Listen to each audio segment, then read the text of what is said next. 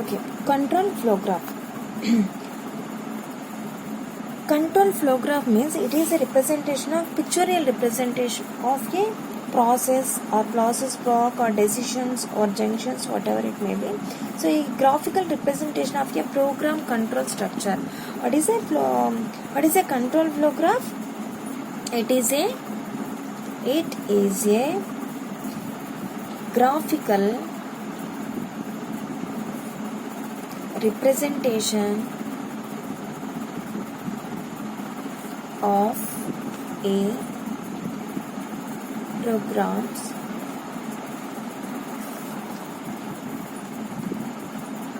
control structure. Okay, alright. So అందులో ఏమేమి ఉన్నాయి? మా కంట్రోల్ ఫ్లో గ్రాఫ్ మీకు ఆల్రెడీ తెలిసిన విషయమే. Graphical representation of a program of a control structure, దాన్ని ఏమంటారంటే కంట్రోల్ ఫ్లో గ్రాఫ్ అని అంటారు. అయితే వాటిని ఏ సింబల్ని దేని అంటారు? ఫర్ ఎగ్జాంపుల్ ప్రాసెస్ అయితే, ప్రాసెస్ అంటే స్టేట్మెంట్. డైరెక్ట్గా మనం రాసేదాన్ని ఎలా రిప్రజెంట్ చేయాలి? So square right do process A something like statements. మీరు ఎన్ని స్టేట్మెంట్స్ అయినా ఇక్కడ రిప్రజెంట్ చేయొచ్చు. అది 1 అయినా సరే, 10 అయినా సరే, 100 అయినా సరే. దీన్ని ఏమంటారంటే ప్రాసెస్ సింబల్ అంటారు. ప్రాసెస్ లేదా ప్రాసెసర్. ఈ సింబల్ని ఎలా రిప్రజెంట్, ఒకవేళ మీరు రాసేది ప్రాసెస్ అయితే స్క్వేర్ సింబల్లో రిప్రజెంట్ చేయాలి. దీన్ని కంట్రోల్ ఫ్లోగ్రాఫ్ అంటారు. So for which it represents for a process. అలాగే సెకండ్ వన్ డెసిషన్.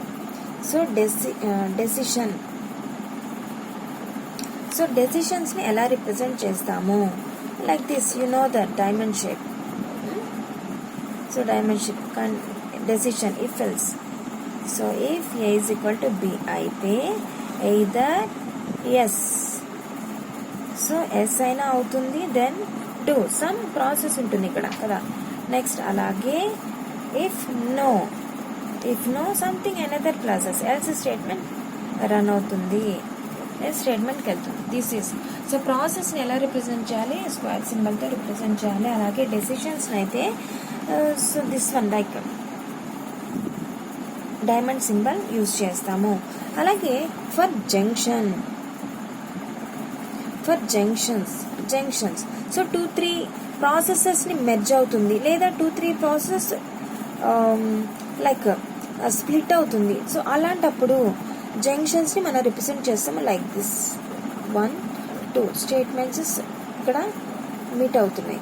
అలాగే 2 స్టేట్మెంట్స్ ఇక్కడ లైక్ దిస్. ఇలా అది ఒకదానిగా ప్రాసెస్ అవుతుంది. సో ఈ విధంగా మనం జంక్షన్స్ని రిప్రజెంట్ చేస్తాము. నెక్స్ట్ కేస్ స్టేట్మెంట్స్ని ఎలా రిప్రజెంట్ చేయాలి?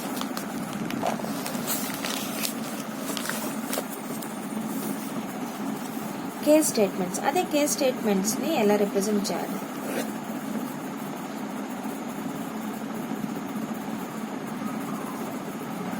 Right, something like this. First ఎన్ని కేస్ అని రాస్తాం కదా, స్విచ్ కేస్ అని రాస్తాం కదా, case of. So 1 CASE case 1, అలాగే 2 ఇలా రాయకూడదు, ఇక్కడ నుంచి తీసుకోవాలి అంతే కదా. కేసెస్ 2, ఇది కాదండి, కేస్ 2.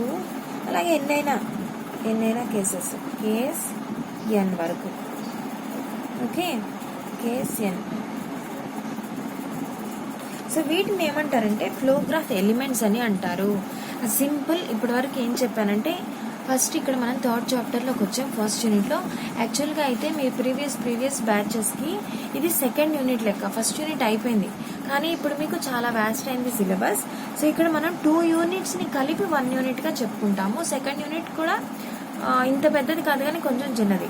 ఇప్పుడు మనం ఫస్ట్ యూనిట్లో 2 చాప్టర్స్ కంప్లీట్ అయింది. 3rd చాప్టర్ ఏంటి అంటే ఫ్లోగ్రాఫ్స్ని రిప్రజెంట్ చేస్తుంది. అందులో మెయిన్గా పాత్ అంటే ఏంటి, పాత్ టెస్టింగ్ చేస్తాము.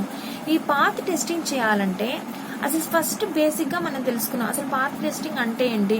ఫర్ ఎగ్జాంపుల్ ఒక మొత్తం ప్రాసెస్లో ఏదైనా తప్పుగా రాసినప్పుడు, అంటే గో టు ఏ బదులు గో టు బి జరిగింది అంటే మొత్తం పాత్ ఫ్లో మారిపోతుంది, బగ్స్ రైజ్ అవుతాయి. అయితే ఇవన్నీ మనం తెలుసుకోవాలంటే బేసిక్స్ తెలుసుకోవాలి. ఇప్పుడు మనం బేసిక్స్ వచ్చాం. ఫస్ట్ కంట్రోల్ ఫ్లో గ్రాఫ్స్ అంటే ఏంటి? సో కంట్రోల్ ఫ్లో గ్రాఫ్ అంటే మనం ఈ మొత్తం ప్రోగ్రామ్ యొక్క స్ట్రక్చరల్ ప్రోగ్రామ్ని ఆ ప్రాసెస్ ఎలిమెంట్స్ ద్వారా కంట్రోల్ ప్రాసెస్ని కావచ్చు, జంక్షన్ని కావచ్చు, ఇవన్నీ కంట్రోల్ ఫ్లో గ్రాఫ్స్గా రిప్రజెంట్ చేస్తాము. అవి ఏంటి ఈ ప్రాసెస్ ఎలిమెంట్స్ అంటే, ఫస్ట్ ప్రాసెస్ని ఎలా రిప్రజెంట్ చేయాలి స్క్వేర్ సింబల్లో రాస్తాము. ఇది మీకు తెలిసిన విషయం, ఎందుకంటే మీరు గ్రాఫ్స్ చూసుంటారు, రైట్? సంథింగ్ వన్ ప్రాసెస్ కావచ్చు, ఈ సింబల్ యూజ్ చేస్తారు. అల్గారిథమ్స్ రాస్తారు కదమ్మా, అల్గారిథమ్స్లో ఇవన్నీ రిప్రజెంట్ చేస్తుంటారు. సో ఇదొకటి. అలాగే డెసిషన్స్ని ఎలా రాయాలి, డైమండ్ షేప్లో రిప్రజెంట్ చేయాలి. జంక్షన్స్ని ఎలా రాయాలి. ఇప్పుడు మనం జస్ట్ కంట్రోల్ ప్రోగ్రామ్స్లో ఉండే ప్రాసెస్ ఎలిమెంట్స్ని నేర్చుకున్నాం. అయితే కేస్ ఎలా రాయాలి, నేను బై మిస్టేక్ ఇలా రాశాను. సో కేస్ ఆఫ్, అందులో 1 case, 2nd case, 3rd case, like that n cases ఉంటాయి. ఇవి ఇంతవరకు. అయితే ఒక్కొక్క దాని గురించి కూడా డెఫినేషన్స్ ఉన్నాయి. ఒక్కసారి నేను చెప్తాను. ప్రాసెస్ బ్లాక్ అంటే ఏంటి, ఇప్పుడు చెప్పినవే ఒక స్టేట్మెంట్, ఒక డెఫినేషన్ వైజ్ చెప్తాను. So process block is a sequence of program statements. Understand? Process అంటే ఏంటి? Sequence of program statements. Don't forget, process is a or either process block is a sequence of program statements uninterrupted by either decisions or junctions. మా simple గా process అంటే ఏం చెప్పాలి? Sequence of program statements. Sequence of program statements ని process అంటారు. అలాగే decision అంటే మీకు తెలిసిన విషయమే. It is a program point at which the control flow can diverge. So decision అంటే ఏంటండి? It is a, what is decision? Decision అంటే ఏంటి? DECISION. Decision means a program point at which control flow, ఎక్కడైతే control flow diverge అవుతుందో ఆ point ని మనం ఏమంటామంటే డెసిషన్ అంటారు. Control flow can diverge, right? అలాగే next, what is a junction? Is a point in the program where the control flow can merge. So what is junction? ఇప్పుడే చెప్పాం, 2-3 ప్రాసెస్లో ఒక చోట పాయింట్ అయినప్పుడు మెర్జ్ అయితే దాన్ని ఏమంటారు? What is junction? కరెక్ట్గా ఆపోజిట్ అండి. జంక్షన్ అంటే it is a point that the program where the control flow can merge. Understand? So దీన్ని మనం జంక్షన్ అని అంటాం. అలాగే రైట్, జంక్షన్ తెలుసుకున్నాం, డెసిషన్ తెలుసుకున్నాము, ప్రాసెస్ అంటే తెలుసుకున్నాం, కేసెస్ అంటే మీకు తెలిసిన ఐడియా ఉంది, రైట్? అయితే we have a small doubt here. What is the difference between control flow graph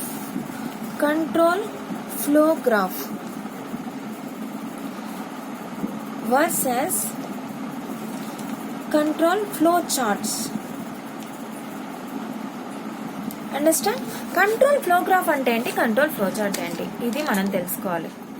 okay, ఈ కంట్రోల్ ఫ్లో గ్రాఫ్ అంటే మనం కంప్లీట్ గా ఆల్ ప్రాసెస్ ని, ఆల్ స్టేట్మెంట్స్ ని మనం రాయం, జస్ట్ సింబాలిక్ గా రిప్రజెంట్ చేస్తాం. Whereas control flow chart in detail, అక్కడ 100 స్టేట్మెంట్స్ ఉంటే 100 స్టేట్మెంట్స్ ని రిప్రజెంట్ చేయాలి, 1 స్టేట్మెంట్ ఉంటే 1 స్టేట్మెంట్ ని రిప్రజెంట్ చేయాలి. ఆ విధంగా మనం చేస్తామన్నమాట, రైట్? సో ఒక్కసారి నేను ఆ డిఫరెన్స్ చెప్తాను. A programs flow chart resembles a control flow graph but differs. చూడండి, కంట్రోల్ ఫ్లో చార్ట్ అనేది కంట్రోల్ ఫ్లో గ్రాఫ్ ని రిప్రజెంట్ చేస్తుంది, కానీ ఆ డిఫరెన్స్ ఏంటంటే in control flow graphs we don't show the details of in each process block. Understand? Control flow graph లో మనం అన్ని డీటెయిల్స్ ని మెన్షన్ చేయము. No need to mention all details. Understand? Whereas in control flow chart we can represent all the details, we have to mention all the details. Okay, adi right. అయితే ఇప్పుడు మనం ఒక చిన్న ఎగ్జాంపుల్ చూడబోతున్నామండి. అదేంటంటే control flow graph. ఓకేనా? Control flow graph ఎలా రాస్తామో అందులోనే తెలుసుకుంటాం. కంట్రోల్ ఫ్లో చార్ట్ అంటే ఏంటి, దాన్ని ఫ్లో గ్రాఫ్ గా ఎలా రిప్రజెంట్ చేయాలి. ఫ్లో చార్ట్ అంటే ఏంటి, ఆల్ ప్రోగ్రామ్ ని రిప్రజెంట్ చేస్తాం. ఓకేనా? అందులో 100 స్టేట్మెంట్స్ ఉంటే 100 స్టేట్మెంట్స్ ని, 1 స్టేట్మెంట్ ఉంటే 1 స్టేట్మెంట్ ని అన్ని రిప్రజెంట్ చేస్తాం ఫ్లో చార్ట్ లో. ఆల్ ఫ్లో ని రిప్రజెంట్ చేస్తాం. అయితే కంట్రోల్ ఫ్లో గ్రాఫ్ ఏంటి, no need to mention all details. ఆ డిఫరెన్స్ చూద్దాం మనం. ఇక్కడ మనకి ఒక ఎగ్జాంపుల్, టెక్స్ట్ బుక్ ఎగ్జాంపులే నేను చెప్తున్నాను. టెక్స్ట్ బుక్ ఎగ్జాంపులే చెప్తాను. ఇది చూడండి ఒకసారి టెక్స్ట్ బుక్ లో. సో యాక్చువల్ గా this is a programme code. ఇది ఏంటి, ఈ ప్రోగ్రామ్ ఏంటి అంటే ఇక్కడ ఉంది చూడండి. దీన్ని ఏమంటారంటే ప్రోగ్రామ్ డిజైన్ లాంగ్వేజ్. ఈ పాత కాలంలో కోబాల్, ఫోర్టాన్ ఈ లాంగ్వేజెస్ రిప్రజెంట్ చేసేటప్పుడు ఉండేదమ్మా. Sorry, right. Now you can see this. Okay, right. Okay. So పాత కాలంలో మనం ఫోర్టాన్, కోబాల్ ఆ లాంగ్వేజెస్ ని రిప్రజెంట్ చేసేవాళ్ళము. రైట్. సో వీటిని ఈ టైప్ ఆఫ్ లాంగ్వేజెస్ ఏమంటాము అంటే ప్రోగ్రామ్ డిజైన్ లాంగ్వేజెస్ అంటారండి. పీడిఎల్ లో ఉంది ఇది. అండర్స్టాండ్? ఇప్పుడు మనం ఏం చేయబోతున్నామంటే ఇక్కడ ఉండే ఈ ప్రోగ్రామ్ ని యూజ్ చేసుకొని ఈ ప్రోగ్రామ్ ద్వారా కంప్లీట్ ఫ్లో చార్ట్ మనం రిప్రజెంట్ చేయబోతున్నాం. కంప్లీట్ ఫ్లో చార్ట్ ని రిప్రజెంట్ ఎలాగో చూద్దాం. 1-to-1 ఫ్లో చార్ట్ ని రిప్రజెంట్ చేయబోతున్నాం. దాని ద్వారా సింప్లిఫై చేసి సింపుల్ గా అన్ని ప్రాసెస్ ని బ్లాక్ ని ఒక ప్రాసెస్ 1 అని, ఇంకా ఏమైనా ఇండివిజువల్ ప్రాసెస్ ఉంటే దాన్ని ప్రాసెస్ 2 అని అలా బ్లాక్స్ గా చేసి అగైన్ ఇంకా సింపుల్ గా మార్కింగ్ ఇచ్చుకుంటాం 1, 3, 4. ఇక్కడ మనకి లోపల ప్రోగ్రామ్ చూడండి, అది కంప్లీట్ డాక్యుమెంట్. ఒక డెవలప్ చేసే ప్రోగ్రామర్ కి అయితే ఇన్ డీటెయిల్ గా ఫ్లో చార్ట్ కావాలండి. అదే ఓవరాల్ గా థర్డ్ పార్టీ ఉంది, వాళ్ళకి మొత్తం ఫ్లో అర్థమవుతుందా, అవసరం ఉందా, లేదు. సో వాట్ ఈజ్ వాట్, ఇలా జరుగుతుంది అని మనం పాయింట్స్ ఇచ్చేస్తే సరిపోతుంది. ఇంకా సింపుల్ గా మనం వర్క్ చేసాము, దాని రిప్రజెంటేషన్ మినియేచర్ ఏంటి అంటే ఇలా సింపుల్ గా. సో ఇక్కడ ఇప్పుడు మనం ఏం చేస్తున్నామంటే ఒక ప్రోగ్రామ్ ని ఫ్లో చార్ట్ గా ఎలా కన్వర్ట్ చేయాలి, ఆ ఫ్లో చార్ట్ ని అగైన్ ఫ్లో గ్రాఫ్ గా ఎలా కన్వర్ట్ చేయాలి, ఏ సింపుల్ ఫ్లో గ్రాఫ్ ని ఎలా కన్వర్ట్ చేయాలో చూద్దాం. రైట్. ఓకే, ఇక్కడ ఒకసారి చూడండి. మనం ఇక్కడ చూడండి program. Right, this is the code. PDL అంటే ఏంటి, ప్రోగ్రామ్ డిజైన్ లాంగ్వేజ్. అప్పట్లో కోబాల్, ఫోర్టాన్ అదే టెక్స్ట్ బుక్ లో ఉంది కాబట్టి మనం అదే తీసుకున్నాం, ఎందుకంటే ఎగ్జామ్ కి కంపల్సరీ అడుగుతారు. నా ఇన్పుట్ ఎక్స్ కమ సింపుల్, అర్థమవుతుంది. ఇన్పుట్ ఎక్స్ కమ అంటే ఇన్పుట్స్ ఏగా తీసుకున్నాం, ఎక్స్ అండ్ వై. అయితే Z is equal to X plus Y, అలాగే V is equal to X minus Y. Understand still here? Right. Next ఒకసారి చూడండి, దీన్నే మనం ఎలా రాసామో, input X comma Y. So అది ప్రాసెస్ కాబట్టి ఇన్పుట్ ఎక్స్ కామా వై. అలాగే నెక్స్ట్ కూడా ప్రాసెసే. రైట్, ఇక్కడ ఏం కండిషన్ డెసిషన్స్ ఏం లేదు కదా, నెక్స్ట్ స్టేట్మెంట్సే. సో ఇక్కడ కూడా ఒక process, Z is equal to X plus Y. Here also Z is equal to X plus Y, ఇంకొక ప్రాసెస్. సో ఇక్కడ V is equal to X minus Y, ఇక్కడ కూడా ఒక ప్రాసెస్. సో ఇంతవరకు రాసాం. ఈ 3 1 2 3 దీన్ని మొత్తాన్ని మనం ఏం చెప్పొచ్చు, ప్రాసెస్ బ్లాక్ అని చెప్పొచ్చు. కానీ మనం ఫ్లో చార్ట్ లో ఇండివిజువల్ గా రాయాలి. ఓకే, దీన్ని మొత్తాన్ని ఈ 3 ఇవన్నీ ఒక ప్రాసెస్ కదండి. 1, 2, 3 స్టేట్మెంట్స్ ఉన్నాయి. ఇండివిజువల్ గా 1-to-1 రాసాం ఇక్కడ. Next, if Z greater than or equal to 5 అయితే ఈ ప్రోగ్రామ్ లో నెక్స్ట్ స్టేట్మెంట్ ఏంటి అంటే, if Z greater than or equal to 5 అయితే ఏం జరగాలి, గో టు సామ్ అనేది ఒక ప్రాసెస్ బ్లాక్ అనుకుందాం. లేదా వీటిని అన్నిటిని ఏమంటారంటే, ఇక్కడ సామ్ కానివ్వండి, జాయ్ కానివ్వండి, సంథింగ్ లైక్ ఇక్కడ యూజ్ చేసే వీటన్నిటిని ఆక్సిలరీ లేబుల్స్ అంటారు. అంటే అందులో సంథింగ్ ప్రాసెస్ కోడ్ ఉంది, అది లూప్ కావచ్చు లేదా ప్రాసెస్ స్టేట్మెంట్స్ కావచ్చు. వీటిని మనం ఆక్సిలరీ లేబుల్స్ అని అంటాము. So if Z greater than or equal to 5 అయితే ఏం జరగాలి, సామ్కి వెళ్ళాలి. రైట్, చూడండి ఇక్కడ if Z is equal to 5 అయితే ఏం జరగాలి, ఎస్ అయితే సామ్ కి వెళ్ళాలి. అంటే అక్కడ ఒక ప్రాసెస్ బ్లాక్ జరుగుతుంది, అది కూడా మనం ఇన్ డీటెయిల్ రాసాం. నో అయితే ఎల్స్ అయితే ఏం జరగాలి, నెక్స్ట్ స్టేట్మెంట్ కి రావాలి. జాయ్ అనే ప్రాసెస్ జరుగుతుంది. అందులో ఏముంది z is equal to z-1, right. Next statement ఏంటి, జాయ్ అయిపోయిన తర్వాత Sam z is equal to z+v. So దీన్నే ప్రాసెస్గా ఎలా రాసాము చూడండి. రెండు చూపిస్తున్నా, అబ్జర్వ్ చేయండి. ఫస్ట్ మనం 3 ప్రాసెస్ అయిపోయింది. If z greater than or equal to 5 అయితే ఓకేనా, ఎస్ అయితే ఏం జరగాలి, శామ్. అండర్స్టాండ్. నో అయితే ఏం జరగాలి, జాయ్. సో చూడండి, ఫస్ట్ నోకి వెళ్దాం. నో అయితే ఏం జరగాలి, జాయ్. జాయ్ అంటే ఏంటి, స్టేట్మెంట్ ఏముంది ఇక్కడ, జాయ్ అంటే z is equal to z-1. Understand, ఇది జరుగుతుంది. తర్వాత నెక్స్ట్ ప్రాసెస్ ఏంటమ్మా, శామ్. అంటే ఈ ఆక్సిలరీ లేబుల్లో ఏం ప్రాసెస్ ఉంది, z is equal to z+v. Understand. ఇప్పుడు చూడండి, గో టు శామ్ అనగానే ఇక్కడ ఏం ప్రాసెస్ జరుగుతుంది ఇందులో, this one, z is equal to z+v. z is equal to z+v జరుగుతుంది, రైట్. అండర్స్టాండ్. అండ్ నెక్స్ట్ ఇక్కడ ఒక లూప్ వచ్చింది. అయితే ఫస్ట్ కండిషన్ ఉంది, u is equal to 5 to z వరకు జరుగుతుంది అని. u ఈజ్ ఈక్వల్ టు 5 నుంచి ఎంత వరకు జరుగుతుంది, లూప్ వరకు జరుగుతుంది. u is equal to 5 to z వరకు జరుగుతుందమ్మా. అయితే ఆ లూప్ ఏంటో మనం తెలుసుకుందాం. Loop, okay. ఆ లూప్ ఏంటి, ఆ లూప్ అందులో ఏం జరగాలి, ఆ లూప్ లో చూడండి ఇక్కడ ఉంది u is equal to 5 to z. ఈ లూప్ లో ఏం జరగాలి అంటే v ఆఫ్ u అయినా u ఆఫ్ u అయినా ఈ స్టేట్మెంట్ ఉంటుంది, z+v ఇంటూ యూ. దాన్ని మనం ఇండివిజువల్ గా రాసాం. ఈ లూప్ లో ఏం జరుగుతుంది, ఇక్కడ మనం చెప్పినట్టు లూప్ జరుగుతుంది కదా. ఈ లూప్ లో v ఆఫ్ u అయితే z+v ఇంటూ యూ, అలాగే u ఆఫ్ v అయినా సరే z+v ఇంటూ యూ. ప్రాసెస్ ని ఇన్ డీటెయిల్ రాసా. ఇది మొత్తం ఒక ప్రాసెసే, ఇదంతా ఒక లూప్ లో జరుగుతుంది. ఈ లూప్ లో ఒక కండిషన్, అమ్మ ఈ లూప్ ఎంత వరకు జరుగుతుంది, u is equal to 5 to z వరకు జరుగుతుంది. అది మీరు గుర్తుపెట్టుకోండి, రైట్. నెక్స్ట్ ఇందులో ఒక కండిషన్ ఉంది. ఆ కండిషన్ ఏంటంటే లూప్ లోనే ఇఫ్ v ఆఫ్ u 5 అయితే గో టు జాయ్, ఎస్ అయితే జాయ్. జాయ్ అంటే ఏంటి మనకు తెలుసు కదా, ఈ statement z is equal to z-1 run అవుతుంది. మళ్ళీ రాయాల్సిన అవసరం లేదు. జాయ్ అంటే ఖచ్చితంగా ఇదే జరుగుతుంది, z is equal to z-1, simple thing. అదే నో అయితే ఏం జరగాలి, ఇక్కడ రాసింది చూడండి. నో అయితే ఏంటి, ఈ ప్రోగ్రామ్ ప్రకారం గో టు జాయ్. ఎస్ అయితే నో అయితే ఏంటి, z is equal to z-1. ఇక్కడ ప్రాసెస్ రాస్తున్నామా, నో అయితే z is equal to z-1. మళ్ళీ కూడా ఇంకొక కండిషన్ ఉంది, if z is equal to 5 అయితే go to L. If condition no అయితే ఏం జరగాలి, ఓకే ఎస్ అయితే ఇల్ రాసేసాం, ఎస్ అయితే ఇల్ రాసేసాం, రైట్. నో అయితే ఏం జరుగుతుంది, నెక్స్ట్ స్టేట్మెంట్ జరుగుతుంది. నెక్స్ట్ స్టేట్మెంట్ లో ఏముంది, u is equal to u+1 ఉంది, ఓకేనా. సో మనం లైన్ బై లైన్ ని ఇది ఫ్లో చార్ట్ గా రాసాము, ప్రోగ్రామ్ నే ఫ్లో చార్ట్ గా రాసాం. u is equal to u+1. Understand. మీరు ఒకసారి నేను చెప్పిన తర్వాత టెక్స్ట్ బుక్ ఓపెన్ చేసి చూస్తే అర్థమవుతుంది. అండర్స్టాండ్. మీరే ఓన్ గా డ్రా చేసి దీన్ని చేయాలి, అదర్వైజ్ లిటిల్ బిట్ కన్ఫ్యూజన్ ఉంటుంది. నెక్స్ట్ ఇదంతా ఎంత వరకు జరుగుతుంది అంటే నెక్స్ట్ యూ అంటే మళ్ళీ నెక్స్ట్ ఇంక్రిమెంట్ జరుగుతుంది కదమ్మా, అది ఎంత వరకు జరగాలి, z వరకు జరుగుతుంది.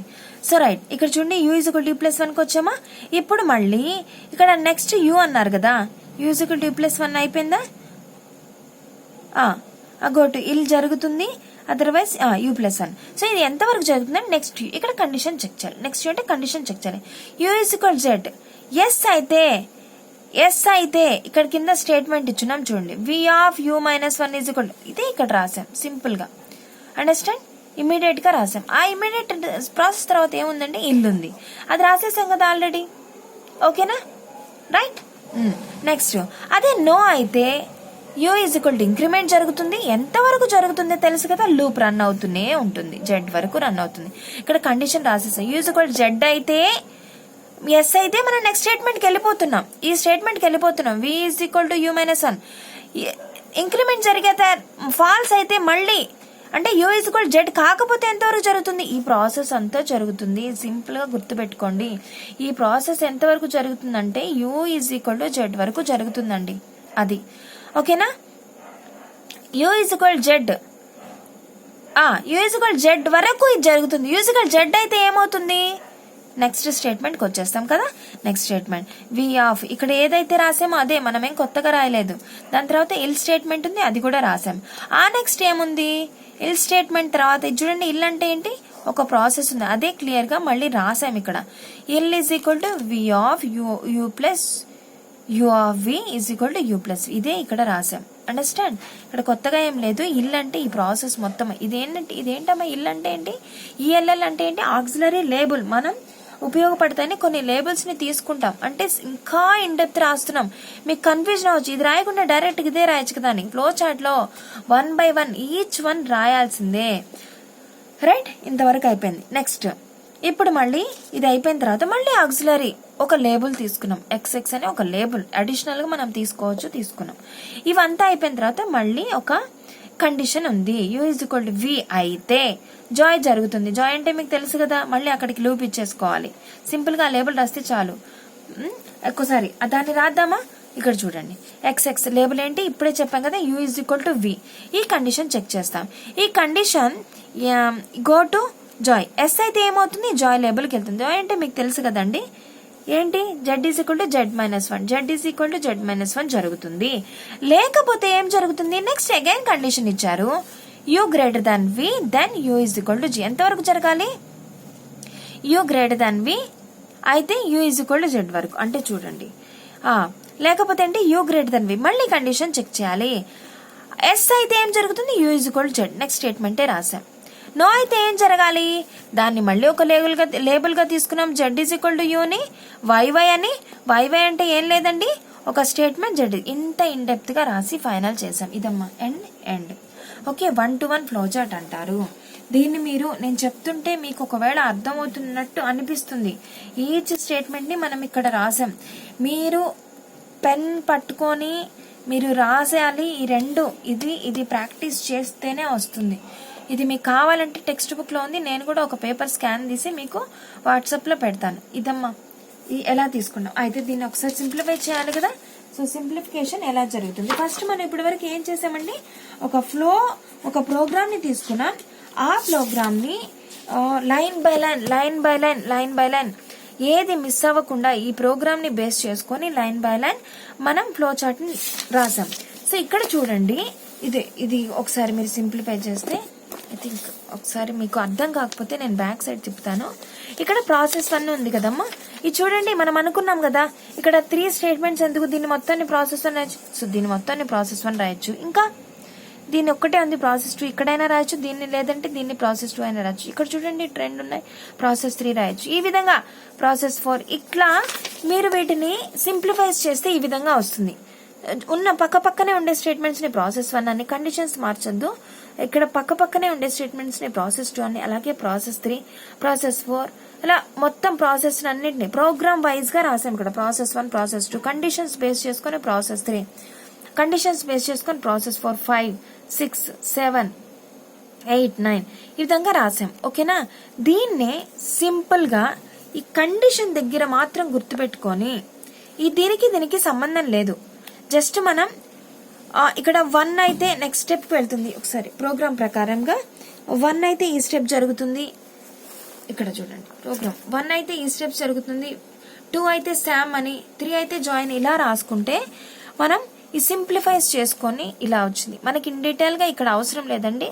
సీరియస్ గా మీరు నెంబరింగ్ ఒకసారి సింప్లిఫై చేసుకొని ఫ్లో మిస్ అవ్వకుండా రాస్తే సరిపోతుంది. ఇలాగే రాయాలంటే ఇదైతే కరెక్ట్ గా ఉంటుంది. 1, 3 అంటే ఫ్లో చార్ట్ ప్రకారం. అంటే ఎట్లా అంటే చూడండి, ఇక్కడ ప్రాసెస్ 1 ఉందమ్మా, నో అయితే ఎక్కడికి వెళ్తాము, ప్రాసెస్ 2కి వెళ్తాము, ఎస్ అయితే ఎక్కడికి వెళ్తాము, 3కి వెళ్తాం. ఆ విధంగా రాసాం. ఇక్కడ చూడండి 1 ఎస్ అయితే ఎక్కడికి వెళ్తున్నాం, కండిషన్కి వెళ్తున్నాం.